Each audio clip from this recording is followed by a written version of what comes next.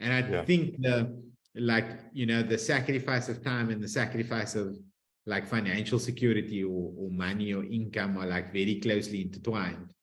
Because one of the things that I also realized was that when I took the leap from my stable corporate gig that was quite comfortable, into entrepreneurship, and I started off with like nothing, zero, Yeah.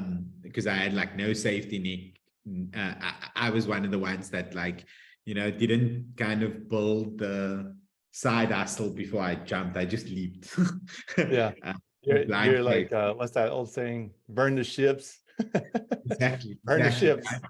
So I burned the ships. I had nowhere out at the time, and I was struggling, to afford like basics, like food, rent, like basics. And I realized that once I wasn't able to afford the good times, the social circle, the people that were there for the good times, also kind of dispersed and distanced themselves.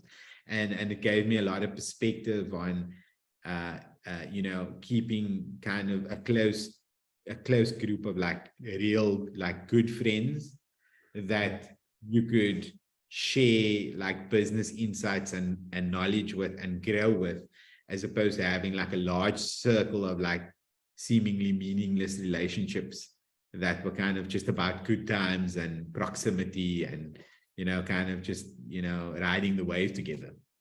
Mm-hmm.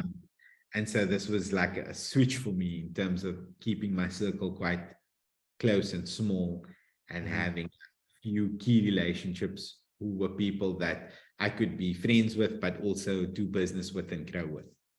And we could help each other. And I later learned that, this was always a practice of great people, that they would surround themselves with people greater than them. Because you kind of become the sum of the three people you spend the most time with.